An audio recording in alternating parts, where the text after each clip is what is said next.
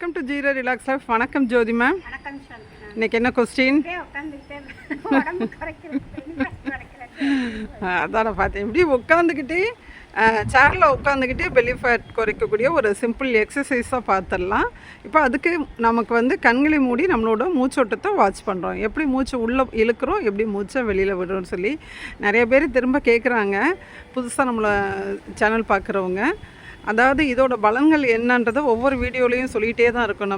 நம்மளோட மூச்சை inhale and exhale பண்ணுறதை வாட்ச் பண்ணுறதுனால நமக்கு வந்து பிராணசக்தி அதிகரிக்கும். Okay ma'am. இப்போ 5 கவுண்ட் ஜோதி மேம் இன்ஹேல் எக்ஸேல் வாட்ச் பண்ணிட்டாங்க. இப்போ வந்து சேர்லேருந்து கொஞ்சம் முன்னாடி வந்துடுறாங்க. கால்களை நல்லா ஸ்ட்ரைட்டாக நீட்டி நல்லா முன்னே பின்னையும் அசைச்சிக்கிறாங்க. நல்லா மேலேயும் கீழேயுமா அசைச்சிக்கிறாங்க.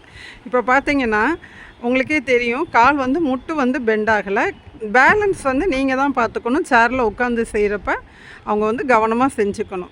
இப்போ வந்து பெல்லி ஃபேட் குறைக்கிறதுக்கு சேரில் உட்காந்தே தான் செய்ய முடியும் அப்படின்னு சொல்கிறவங்களுக்கு இது ஒரு எக்ஸசைஸ். இது மாதிரி ஒரு 30 to 40 கவுண்ட் வந்து நம்ம செய்யணும். செய்ய அவங்களுக்கு ஆட்டோமேட்டிக்காக கால் வந்து கொஞ்சம் கீழே தரையில் படுற மாதிரி தான் வரும். ப்ராக்டிஸ் பண்ணுறாங்க ஜோதி மேமும். அதனால் நம்மளும் விடாமல் 20 3 செட் கூட செஞ்சுக்கலாம். Okay ma'am. மெதுவாக ரிலாக்ஸ் பண்ணிக்கோங்க. அடுத்த எக்ஸசைஸ் பார்த்துடலாம். Next exercise. இப்போ கொஞ்சம் முன்னாடி வந்துடணும் மேம். சேஃப்டி முக்கியம். இப்போ வந்து கால்களை உயர்த்தி அந்த காலை கைகள்னால் டச் பண்ணுறாங்க, கை விரல்னால். இதுவும் வந்து மெதுவாக தான் ஃபஸ்ட்டு ப்ராக்டிஸ் பண்ணணும். முதல்ல 20 செஞ்சுக்கலாம். எடுத்ததுமே 50 100 செய்ய முடியாது.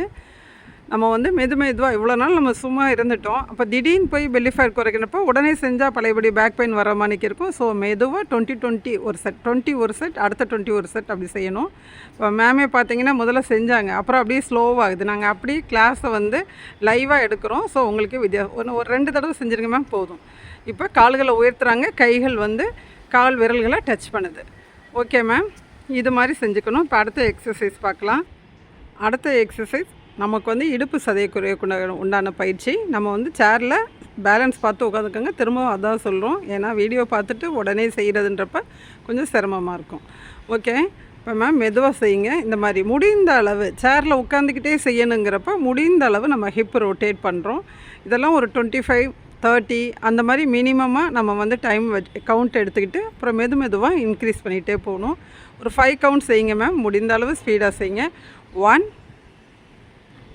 2 முடிந்த அளவு தலையை திருப்புறதுக்கு ட்ரை பண்ணுறாங்க மேம். இப்போ தான் இந்த சேரில் உட்காந்து இந்த பயிற்சிகள் செய்கிறாங்க. இன்னும் ஒரு 2 டைம்ஸ் மேம். ஓகே. மெதுவாக ரிலாக்ஸ் பண்ணிக்கோங்க மேம். இப்போ அடுத்த எக்ஸசைஸ் பார்க்கலாம்.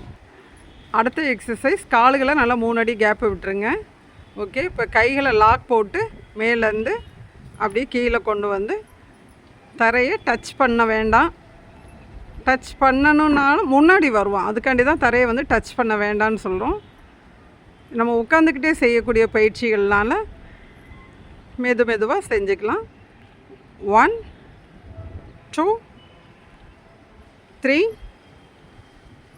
4 5. Okay ma'am. மெதுவாக ரிலாக்ஸ் பண்ணிக்கோங்க. கண்களை மூடி உங்களோட மூச்சோட்டத்தை வாட்ச் பண்ணுங்கள்.